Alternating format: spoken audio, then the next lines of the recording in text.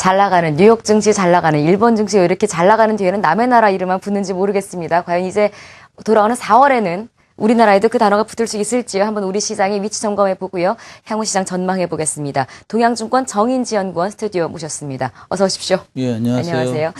전일 미국 그 S&P 500 지수가 사상 최고치를 경신했다라는 뉴스가 콱 나왔습니다. 뭐 장중 최고가를 언제 돌파하느냐 뭐 이런 아주 예해 좀 질투나는 뉴스까지도 나오고 있는데요. 일단 미국 시장 먼저 얘기를 해보겠습니다. 미국 3대 지수가 모두 상승을 했고요. S&P 500 지수가 이렇게 고점을 경신할 정도의 강한 상승세를 보이고 있는데요. 미국 시장도 이제 고점이다 이러는 분들도 계세요. 추가적인 상승 가능성을 열어두시나요? 어떻게 보시나요? 예, 일단 예, 고점일 가능성보다는 추가 상승 가능성이 좀 무게를 좀 실을 수는 있습니다. 근데 네. 그 고점 돌파라는 게 사실 굉장히 오래전에 고점을 돌파한 거기 때문에 강한 저항을 뚫었다 이렇게 보기보다는 상승 흐름이 좀 계속적으로 강화되고 있다 이렇게 좀 얘기를 할 수 있을 것 같고요. 네. 주봉으로 보시면 지난번에 출연했을 때도 말씀드렸지만 이 채널의 상당선의 저항을 이미 이렇게 돌파를 한 상황이기 때문에 추세가 굉장히 좀 강화되는 그림이 나타나고 있어요. 사실 이전부터 보시면 60주 평선이 크게 이탈하고 그다음에 작년 여름에는 조금 이탈하고 예. 작년 11월에는 그보다 약간 위에서 저점이 나오고 그래서 추세 계속 강화되는 구조로 진행된 가운데 채널 상단선까지 돌파를 해줬기 때문에 당분간 상승 추세는 좀 지속될 가능성이 높다라고 보는데 사실 그 추세가 강화되는 게 두 가지 의미가 있죠. 하나는 매수가 강하다라는 의미가 있고 예. 두 번째로는 과열일 수도 있다 이런 얘기가 같이 성립이 돼요. 근데 아직까지는 제가 생각에는 과열이라고 할 정도로 강한 건 아닌 것 같고요. 어느 정도 계속 일봉상으로 보면 조정과 상승을 반복하고 있기 때문에 매수가 강하다라는 쪽으로 이제 이해를 할 수가 있겠는데 만약에 조금 더 성급하게 올라주는 모습이 나타나고 과열의 모습이 나타나면 사실 많이 오른 거에 대한 부담은 분명히 표출될 수 있는 상황이라서 그런 부분은 좀 조심해야겠지만 아직까지는 과열이다라고 얘기하기는 조금 이른 상황이다 이렇게 정리할 수 있습니다. 이번에 사상 최고치를 다시 새로 썼다라는 게 2007년 가을쯤 일이니까요. 벌써 몇 년 전 일이네요. 말씀하신 대로 참 오랜 기간 만에 돌파한 것이고 과열이라고 보기에는 아직은 조금 상승 흐름이 좋다. 매수세가 좋다라는 해석을 하고 계신 것 같습니다. 우리 시장 이야기해보죠. 오늘 단수면 우리 시장도 2002로 다시 올라섰습니다. 3월 마지막 거래일 2000선 위에서 마감이 된다면 상당히 우리 시장 4월 달에 대한 희망도 커질 수 있을 것도 같은데요. 일단 차근차근 분석을 해보죠. 기술적인 측면에서 우리 시장의 지금 현재 위치는 어디 있다고 보십니까? 장기 횡보를 마감하고 상승 추세에 들어가기 위한 어떤 관문에 들어섰다? 그 정도로 말씀드릴 수 있을 것 같은데, 사실 제가 이 얘기는 한 3월 중순부터 계속 했어요. 그래갖고, 예. 제가 원래 예측은 한 3월 달 내내 이렇게 좀 지지부진 하다가 4월 들어서면서 그 관문을 돌파하고 추세가 나지 않겠냐, 이런 게, 기존의 생각이었는데, 네. 생각보다는 지난주 낙폭이 좀, 지지난주 하락할 때, 낙폭이 좀 커가지고, 그 시점이 조금 지연되는 게 아닌가 이런 생각이 들고요. 차트 보시면서 좀 말씀드리겠습니다. 지금 우리가 보시다시피 지금 거의 2년 가까이 이제 횡보를 이렇게 장기 횡보를 하고 있는데, 네. 얘기할 수 있는 건 뭐냐면 이렇게 장기 횡보가 길어지면 추세가 나도 굉장히 크게 나거나 이게 추세로 진행되지 못하고 실패를 하면 또 추세 하락으로 진행될 수도 있다. 네. 그래서 아주 비관적으로 보시는 분들은 96년도에 IMF 터지기 직전의 모습이랑 비슷하다. 네. 이렇게 얘기하시는 분들도 계시고요. 사실 차트 모양만 보시면 되게 비슷합니다. 비슷해요. 사실. 근데 저는 이제 그런 수도 있지만 어쨌든 네. 저점이 계속 높아지고 있고 하락으로 진행이 되려면 벌써 좀 하락 쪽으로 진행이 됐어야 되는데 그러기에는 좀 매수가 좀 강한 거 아니냐 이런 생각을 계속 하고 있었고요. 여기 또 이제 60주 이평선 이탈하는 폭이 작년 11월 달에만 한 달 정도였다가 지난 1월 말에는 2번 정도 주중에 이탈하고 지금 완전히 지지받고 올라오는 모습이 네. 매수 강해지고 있죠. 다만 2050포인트 부근에 있는 이전 고점대를 못 넘었어요. 그래서 여기를 넘으려면 사실 어느 정도의 공방이 좀 있을 것 같고요. 지금 같으면 단기적으로 그냥 한 2050 정도까지는 갈 수 있겠다 이렇게 생각이 되는데 한 번에 뚫고 나가기는 어려울 것 같고요. 내려와가지고 또 다시 한 2000포인트 부근에서 지지받는 모습들.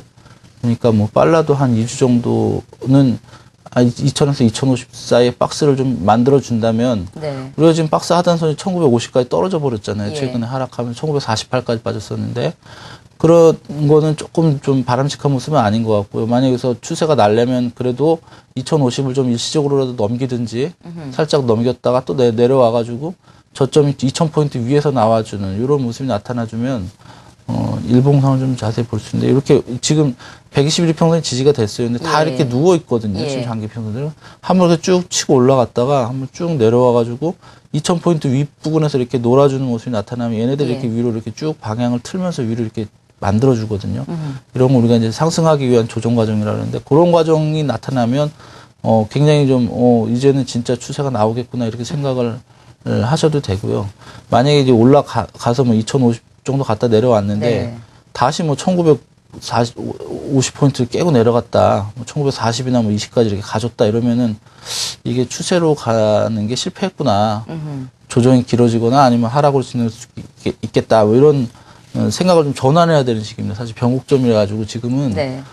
만약에 제가 말씀드린 나쁜 시나리오로 진행이 된다면 미국이 아마 이제 고점을 찍고 네. 큰 조정에 들어가겠죠. 근데 좋은 시나리오 진행된다면 여기서 이제 상승이 좀 어느 정도 일단 단기적으로 제한되겠지만 내려왔을 때도 2,000이 지지되는 흐름이 나타나고 추세로 이어지고 그러는 가운데 이제 글로벌 증시는 기존의 추세 계속적으로 유지되는 이런 흐름이 나타날 거로 보입니다. 근데 저는 예. 아직까지는 상승 가능성에 긍정적으로. 무게를 싣는 게 네. 뭐 제 주관이나 객관적인 차트의 모습이나 더 맞지 예. 않냐 예. 그렇게 입장 갖고 있습니다. 어쨌거나 지금 추세가 나타나기 직전 위치까지는 코스피 지수가 와 있는 상황이고 이게 추세적으로 크게 하락하거나 크게 상승을 하려면 뭐 기술적인 것만으로 그렇게 이루어질 수는 없는 것 아니겠습니까? 대외 변수가 아직은 크게 추세 하락 쪽으로는 기울어져 있지 않은 듯한 느낌을 받고 계신 것 같습니다. 우리 코스피 지수의 기술적 측면에서의 위치 살펴봤고요. 개별 업종들의 위치는 어디쯤 있습니까? 예, 전체적으로 보면은 뭐 상승하는 애들은 추세 내기 직전이고 하락하는 애들은 이제 바닥 확인하는 모습이고 그래서 업종별 흐름을 뜯어보면 그것도 예. 나쁘진 않다고 봅니다. 우리 뭐 전기전자 업종 시장에서 가장 중요한데 보시다시피 이 제일 마음에 드는 부분이 이런 거죠. 이제 이평선의 지지가 장기에서 단기로 옮겨가면 좋은 거거든요. 네. 이제 지난 1월 달에 하락할 때 120일까지 갔다가 60일 이평선 지지받아서 예, 매수세가 좀 강해지는 그림이고 뭐 역시 전고점 저항 아직 못 넘었지만 네. 돌파가 되면 이런 경우는 대체로 추세가 진행이 된다고 볼 수 있겠고요. 그다음 화학업종도 아직 뭐 방향을 못 잡고 있어요. 그러나 이제 바닥권에서 계속 지지가 되고 있는 상황이라서 추세선만 돌파하면 뭐 상승 전환 가능하다 보이고 운송장비 업종도 아주 좋습니다. 120일평선 저항 맞고 내려왔는데 결국 61일평선 부분에서 지지받고 올라와줬어요. 저점이 높아지고 있고 121일평선은 이제 두 번째 돌파에 성공했기 때문에 하락은 이제 이건 아니다. 뭐 나빠도 횡보고 잘하면 이제 추세 전환도 가능하다 이렇게 볼 수 있겠고요. 금융업종도 박스 상단 계속 돌파 못하고 있었는데 여기 주봉으로 보면 120주평선 굉장히 강한 저항입니다. 근데 예. 돌파 못했지만 어쨌든 내려와서 다시 121평선 지지받고 올라와서 61평선 회복 시도하고 있어서 이 부분도 뭐 괜찮다라고 생각이 됩니다. 그래서 업종별로 보시면 전기전자 업종 같은 경우 추세 견조한데 나머지 업종들은 굉장히 안 좋았잖아요. 그러나 이제 최악의 경우라도 뭐 하락은 좀 아닌 것 같고 네. 횡보하거나 잘하면 상승 전환하거나 이렇게 이해할 수 있기 때문에 네. 시장 전반적인 흐름은 좀 긍정적으로 보고 있습니다. 네. 끝으로 우리 코스닥 시장의 위치 한번 확인해 보겠습니다. 현재 555선까지 찍고 있는데요. 코스닥의 위치는 어디쯤 있습니까? 코스닥은 참 4년 횡보의 저항이잖아요. 예. 굉장히 강한 저항이라서 이거를 쉽게 뚫는 거는 뭐 어려운 게 정상이고요.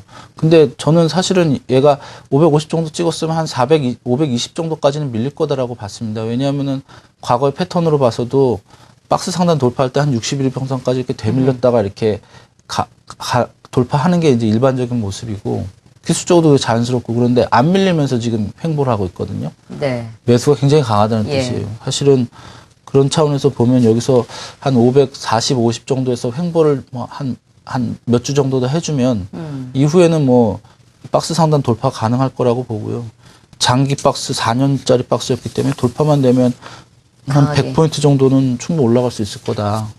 근데 사실 코스닥 600을 보는 건가요? 650입니다. 550에서 그러니까 450에서 550 박스 돌파하면 650 목표치를 볼 수 있고 장기로. 물론 그 중에 뭐 출렁이는 모습은 중간중간에 나타나겠지만 어쨌든 지금 뭐 정부의 어떤 흐름에 굉장히 민감한 게 코스닥 시장이고 네. 박근혜 정부에서 그런 중소기업 그 육성에 대한 뭐 정책 의지가 있기 때문에 그런 부분이 사실은 코스닥 시장에 반영될 거다라고 기대를 하고 있는데 다만 이제 저항이 굉장히 강하기 때문에 단기적으로는 쉽게 돌파하기는 어렵다. 네. 알겠습니다. 자, 오늘 기술적인 측면에서 우리 코스피 지수와 또 업종별 위치, 코스닥의 위치까지 한번 분석해 봤습니다. 동양증권 정인지 연구원 수고해 주셨습니다. 고맙습니다.